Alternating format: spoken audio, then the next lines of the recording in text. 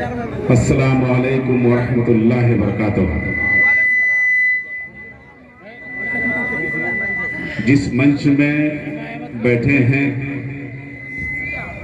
इस मंच के लायक मैं नहीं हूं, क्योंकि हाफिज़े कुरान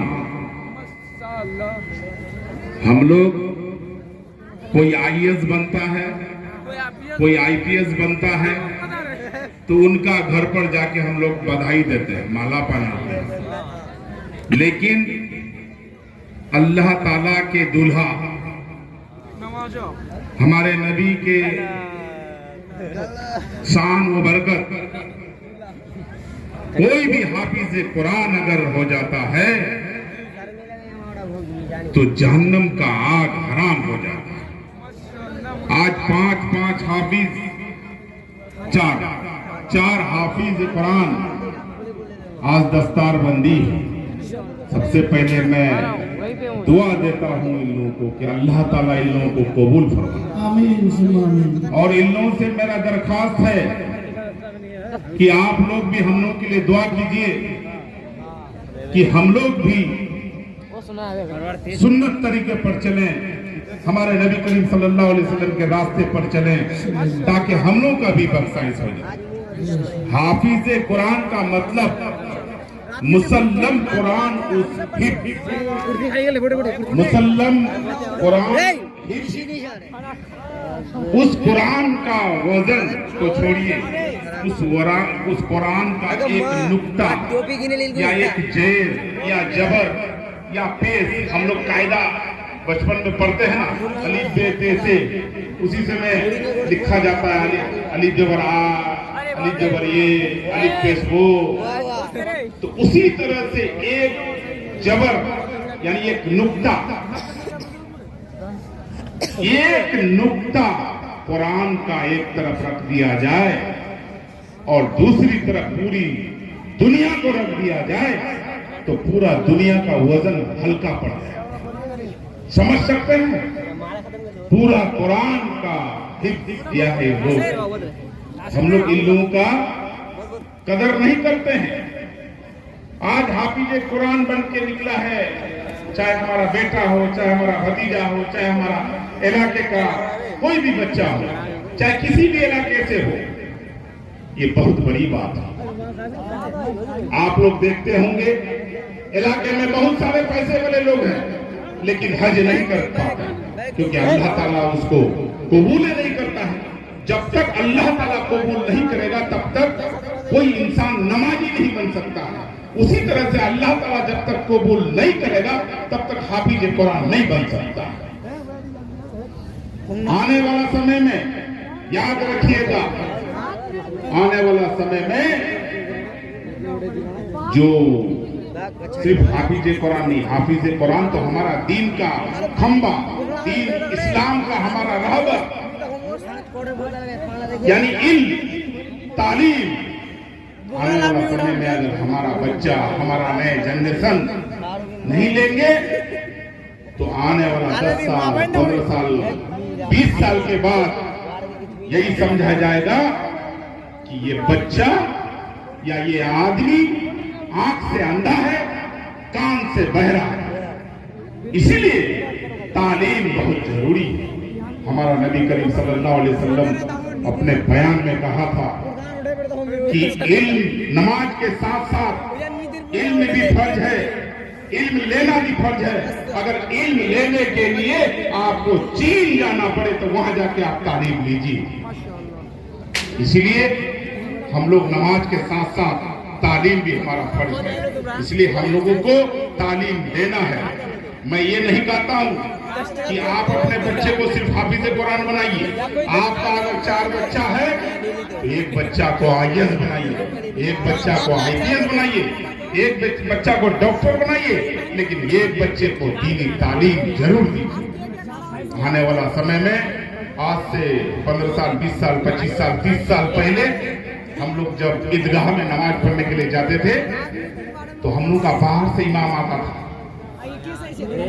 तो हमारा घर का बच्चा अगर हाफिज़े कुरान होगा तो हमको बाहर से इमामती के लिए बाहर से बच्चा को नहीं लाना पड़ेगा।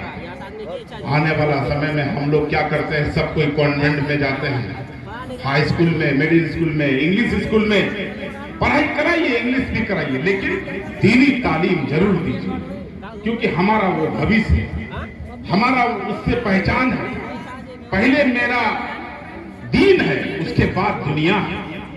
दीन जिंदा रहने के लिए हमको हाफिज कुरान, उलमाए कराम को जिंदा रखना जरूरी है, कुरान को जिंदा रखना जरूरी है, हदीस को जिंदा रखना जरूरी है। इसके लिए हमको अपने बच्चे को हाफिज कुरान भी पढ़ाना है, उलमाए कराम भी पढ़ाना है। इसलिए मैं अपने क्षेत्र के लोगों से अपील करना चाहता हूँ कि आप 4 बच्चा है, एक बच्चा को IAS, IPS, डॉक्टर, इंजीनियर जो बनाना है बना लीजिए, लेकिन एक बच्चे को दीनी तालीम दीजिए।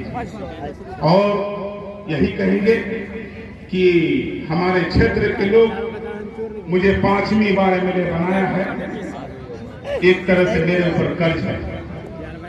मैं अगर जिंदगी भर अगर आप लोगों का गुलामी करूं तो कम होगा, इसीलिए आप लोगों का भी डायरेक्शन चाहिए, आप लोगों का भी दिशा चाहिए।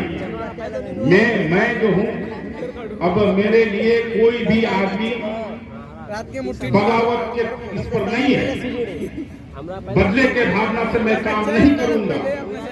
यकीन के साथ कहना चाहता हूं कि जो मुझे वोट दिया है वो मेरे दिल में है, और जो मुझे वोट नहीं दिया है मैं उसको भी साथ लेके चलना चाहता हूं। मैं किसी पर भी कोई गुस्सा नहीं रखता हूं। मैं चाहता हूं कि बहादुरगंज का विकास कैसे हो, बहादुरगंज का तालीम कैसे आगे बढ़े, बहादुरगंज का स्कूल में जो मास्टर है, टीचरें हैं, वो कैसे, आप मदरसा में हैं, हमारा क्षेत्र में खास करके मदरसा जो है बहुत खस्ता हाल है।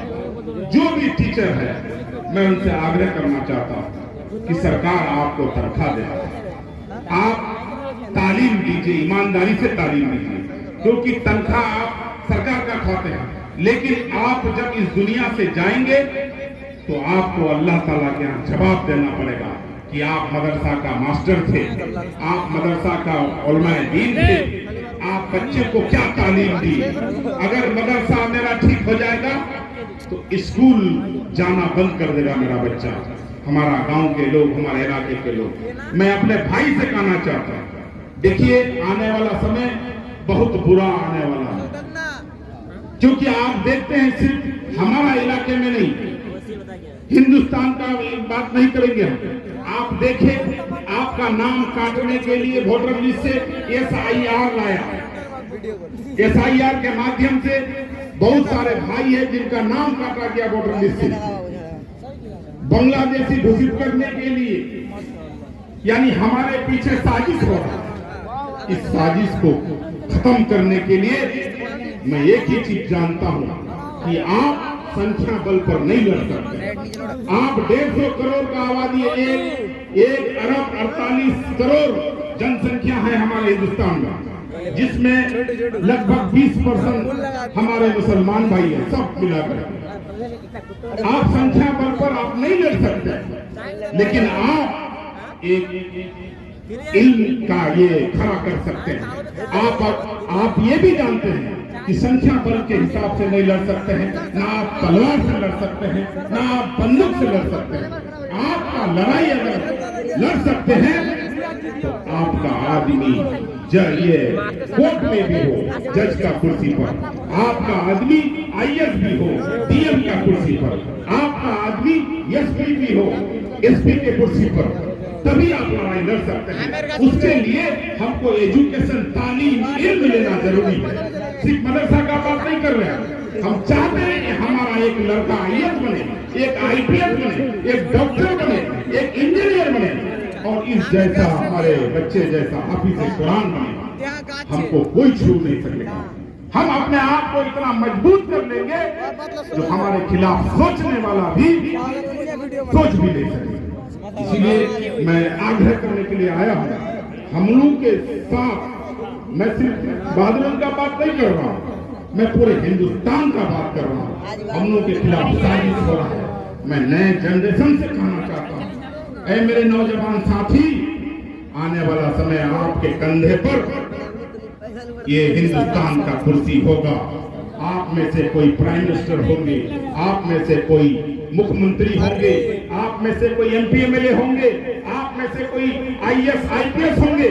मैं चाहता हूं कि आईएएस आईपीएस का कुर्सी हमारे कम्युनिटी में ज्यादा से ज्यादा हो।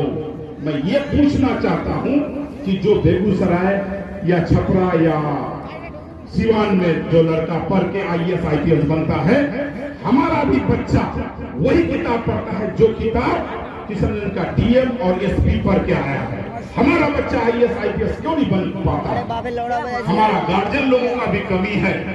हम चाहेंगे कि हमारा लड़का आने वाला समय में आईएएस भी निकले, आईपीएस भी निकले, डॉक्टर भी निकले, इंजीनियर भी निकले, हाफिज कुरान भी निकले, उलमा इकराम भी निकले।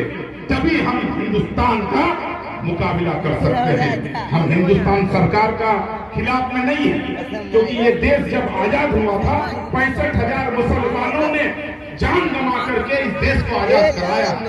आज एक सैनिक स्टेशन नटवापरा में बनने जा रहा है। मैं सिर्फ कहा कि सैनिक स्टेशन बने, बहादुर के दूसरे हिस्से में बने। सरकार का रिपोर्ट है कि हर प्रखंड में कम से कम 1000 बीघा जमीन है। हमने कहा कि बिहार सरकार का जमीन में बने। सैनिक स्टेशन का मैं भी समर्थन करूंगा, मेरा आन और बान और शान है सैनिक। लेकिन हमारा वहां बनने जा रहा है जहां चारों तरफ